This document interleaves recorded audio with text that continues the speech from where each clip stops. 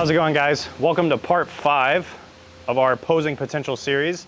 As always, I'm your host, Alan Murphy, No Switch Fitness assistant coach. And this video is going to be all about picking a routine, developing a routine, and cultivating a style as a poser or as a competitive bodybuilder, all right? So we're going to talk about a couple different things. Some of it's going to be just my mindset and how I conceptualize some of these things when I'm putting together a routine. Or when I'm building a routine for somebody else, all right? So anybody you work with is gonna have their own posing style. That posing style is always gonna kind of rub off on you. So some of the people I've worked with, their styles have rubbed off on me. Some of the people that I've been inspired by and have looked into, even their style through forms of media have rubbed off on me. So it's kind of cool to see the development of your style as you go, but it's something that's, it's not going to happen overnight, right? You don't just wake up one day and like you're a phenomenal poser. It doesn't really work like that. It takes time, it takes practice. You have to master the basics, of course, and then you learn from other people along the way. Now that being said, the first thing that I recommend to somebody when they're talking about making a routine is write down a list of poses, all right? Sit down, take all the poses, all 7, 8, 9 of them, whatever you want to do. Put them in categories, write them down, put check marks, right? So highlight your absolute best poses. Those are going to be the main ones you want to put in your routine, all right? Those may be the ones you put in a more dynamic sequence. Those may be the ones that you put in for like when the song like crescendos or something like that. The worst poses, of course, you're going to want to try to omit completely. Now, when you're starting out, we talked in the first video about having a certain level of muscularity to be able to sort of unlock and create these different poses. When you're starting out, typically you're not going to have the muscularity of, say, like an IFBB pro bodybuilder, right? That's completely understandable. So you may need to incorporate some of your shots that aren't your best poses because you just don't have that broad of an arsenal of poses to draw from. Now, that being said, a lot of times what'll happen is you may find that you can hit variations of poses that are considered your weaker poses, but by hitting a specific variation in your routine, you're able to pull off a shot that now looks okay. It may even look good. But sort of playing with that, sort of having that eye, that attention to detail is going to help tremendously. All right. Now, once you make a list of poses, of course you have to pick a song. Now, I don't like the term "pick a song," right? Because posing routines are only 45 seconds to a minute, depending on the show. Obviously, if you're a pro, you get like a minute and a half. I think open bodybuilders get as much time as they want. Pro bodybuilders, but that's usually not where we are. So we're talking about maybe 60 seconds, right? It's not that you're picking a song, okay? You're picking a moment in a specific song, all right? What does that mean? So when you hear a song in the gym and it gets you going, right? It gets you fired up. You're like, oh yeah, man, this is awesome. Like, love this shit. The song's, killer. And you take it and you try to make a minute routine out of it. A lot of times they're too long. So there's like a crescendo that a lot of songs have where they build up. And typically that's a good strategy for picking songs and routines. That's sort of what I aim for sometimes, most of the time. It just depends. By crescendo, I mean like it starts off sort of slow and then builds up to this like nice hype point and then kind of finishes strong or even finishes like, you'll have that peak of, that like really powerful peak to it, and then it'll kind of die down slow on some ends, or you can finish on the peak. It doesn't matter. That part's very individualistic. But again, remember, you're picking a minute out of a song. So what I do is I'll find a song I like, I'll listen to it, and I'll dissect it into sections sometimes. And I'll say, okay, if I do from 1 minute to 2 minutes, what does that sound like? And I'll listen to that piece just on its own. Not the whole song, just that specific piece. Why? Because when you go out on stage, that piece is the only thing people are gonna hear. They're not gonna get the build up into that. They're not gonna get maybe the crescendo following it. They're not going to get, you know, the drop off after it. Anything. It's going to be that piece on its own. That 1 minute clip, 45-second clip, whatever it is, on its own. It's very important that you pick that specific moment in time carefully. Okay, so you've made a list. You've picked a specific moment in time, you know, specific clip from a song. Now you're going to listen to it about 750,000 times, all right? The reason you're going to do that is because you're building intimate, I mean intimate familiarity with that clip, all right? You need to know when the beats are. Are you hitting shots on beat or off beat? What is the artist saying? Every single word, you know, articulate it. If you can't sing that song blindfolded, upside down, and half drunk, then you need to keep listening to it. Because it's going to take that level of attention to detail for you to really nail and master a routine. All right? So I listen to it in the car. I listen to it, you know, around the house, everywhere I possibly can. Listen to that, just that clip.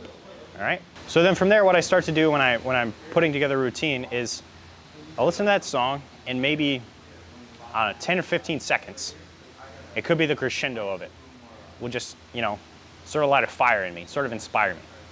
And then boom, I'll put together a couple poses, right? This is the difference in my style versus other people's styles, all right? But this is just something that I found works well for me. What I'll do is I have a notebook. And in that notebook, I will write down I'll write down the lyrics of the song, and I'll write down that 10 to 15 second little clip that I got, all right? Boom, boom, boom. What pose I'm gonna hit based off the lyrics. So I'll line it up. So lyrics on one side of the paper, poses on the other. It doesn't matter what you name these poses, all right, when you're writing them down, when you're jotting them down. Just remember that you need to remember them later. So if you want to make quick notes and then go back and be like, you know, articulate it more carefully, do that. But it's something to help you for when you come back to it. Because oftentimes I don't sit down and just come up with a whole routine like nothing, all right? It takes several hours, several days, several weeks for that process to kind of occur. So you have this little segment, this little 10, 15 second clip of now poses matched to it. Now you can backtrack or you can go forward, all right? So what I'll do is I'll be like, okay, say this crescendo piece here starts with a front double bicep. Well, what can I lead into that front double bicep? And then I just sort of, maybe I'll listen to the song again and I'll find another 10 to 15 second clip somewhere in the song that's like further up or further down. I'll do the same thing. And then it's literally just plug and play, all right? So now you have two little sections or even one little section. You say, how can I get from this pose to that pose to that pose to that pose, right? And you just sit there and plug them in. If they don't work, guess what? Easy enough, cross them out, write in something else, all right? As you get leaner, it's mainly just like a template that you're forming. So as you get leaner, you get closer to stage, especially those that have never competed, right? You now have this sort of formula, this sort of template in front of you. And now that you're leaner, or maybe in a state of leanness and muscularity that you've never seen before, you can say, oh, you know what? I really like this shot, or I've been playing with this pose. Let me plug it in there, you know, this way or that way, or whatever. So you build that whole outline. And that's pretty much how I go about making a routine. Now, a couple other tidbits that I want to throw out there is music, like posing, is very subjective. What that song means to you, probably very, very small chance that it means the same thing to other people, all right? So again, and it's not even a whole song, it's just a clip that paints a very specific message.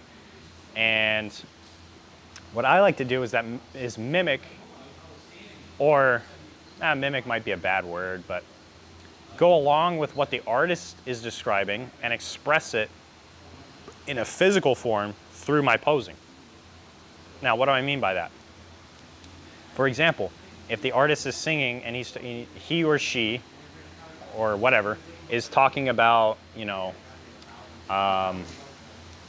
something with, you know, seeing or yeah, so let's go with like, you know, something related to can't see or I can see now. I'll do something like hand over my face, hand over my eyes, right?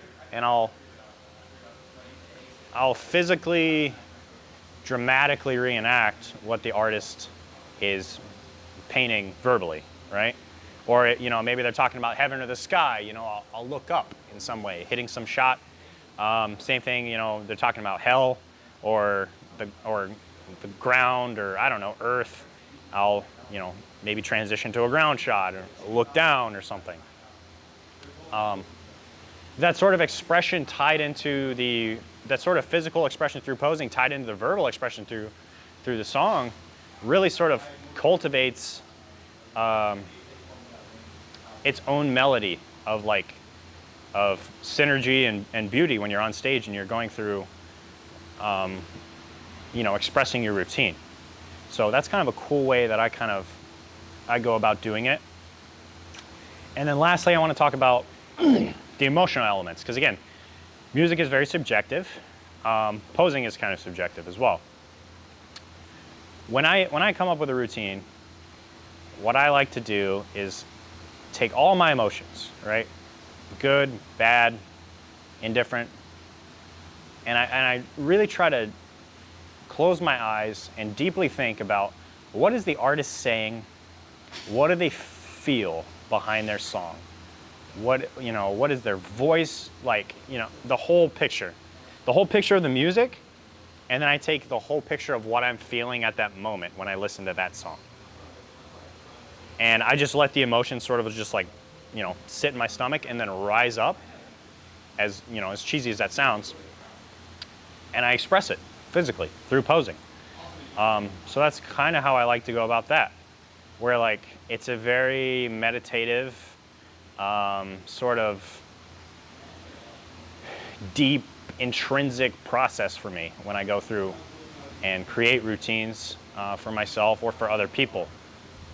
It takes a lot of emotion and it's sort of mentally demanding, but it's extremely rewarding. The last key I will touch on is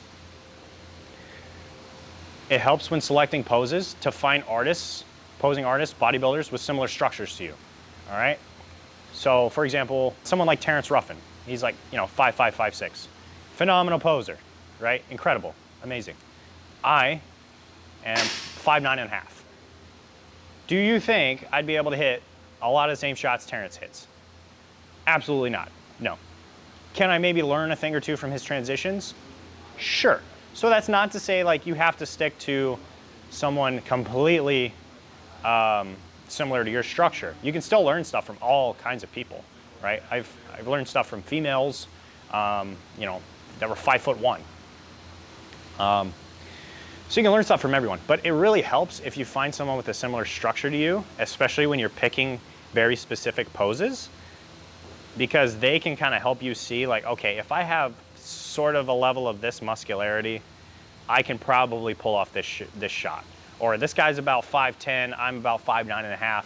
I can probably pull off most of the shots that he's gonna do. Now with that said, I'm never a fan of copying somebody, right? Because again, it's just like, it's like if you copy music or something like that, it's like, one, it's frowned upon. Two, in some cases it's illegal. Not that it would be in posing, but it's just, if you're doing a tribute, that's different, but you have to be an original, right? No one's gonna ever put as much value into you for copying someone's routine as they are for creating your own, right? They're gonna see it, they're gonna be like, oh, it's kind of cool, but he literally just copied what so-and-so did. And that's gonna be it. They're not gonna give you a second glance, all right? So delve through, find your own process. Hopefully this helps you guys a lot. Again, it's very subjective, it's very individualistic, it's a very internalized ordeal. But that's pretty much how I go through coming up with a routine and cultivating a style and everything like that. So be sure to like, comment, subscribe, guys. Thanks for watching. No off switch in the pursuit of results. Twisted Steel and Sex Appeal. And I'll catch you guys on the next video.